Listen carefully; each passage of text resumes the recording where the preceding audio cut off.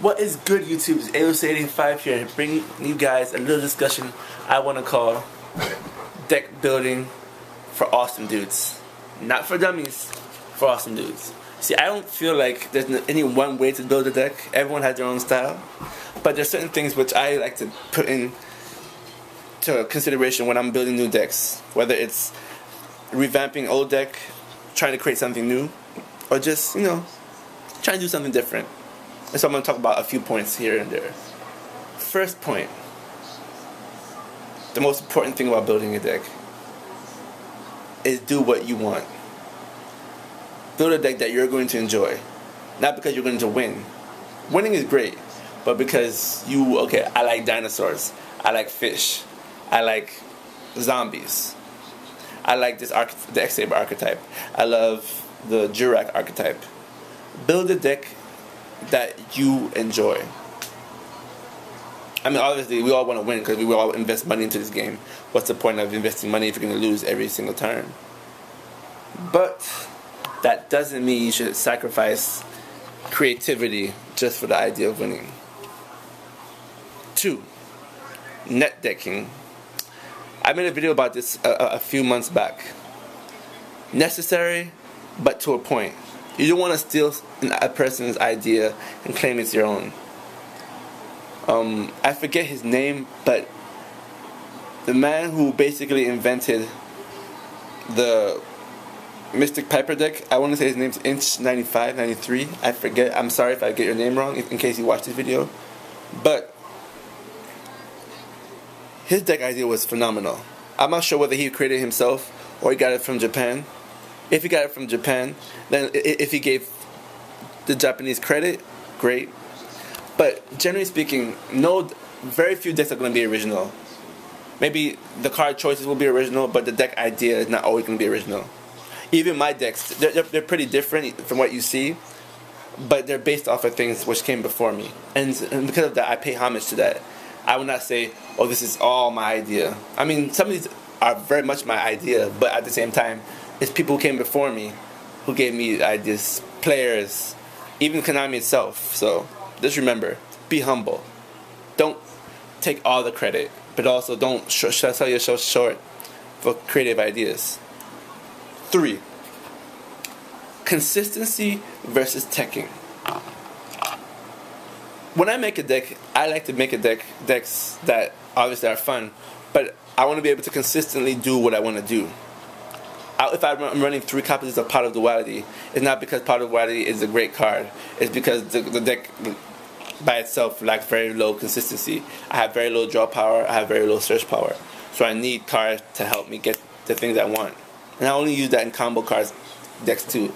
A combo deck being a deck which relies on a certain combination of cards to work effectively.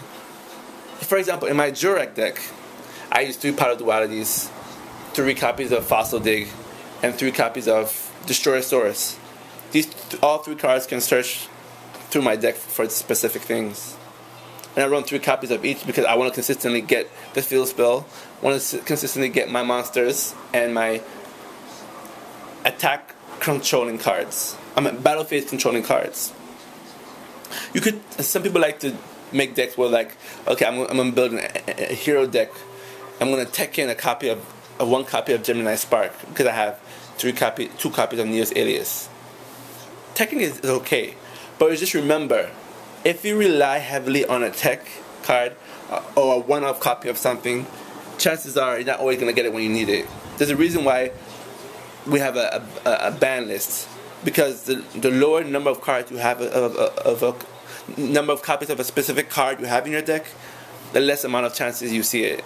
Konami doesn't want us to see Dark Hole every single duel or every single 5 turns. They want us to see you have a Monster Reborn to be ready whenever we want, which is why it's limited.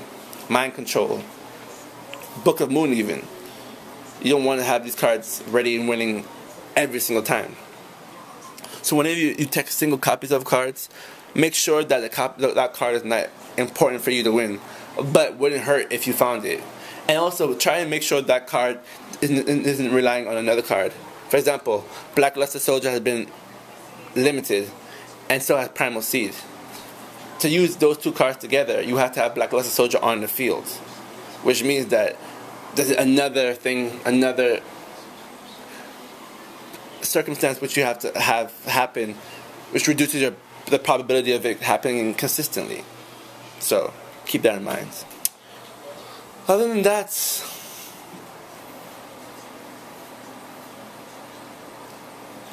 know what your deck wants to do.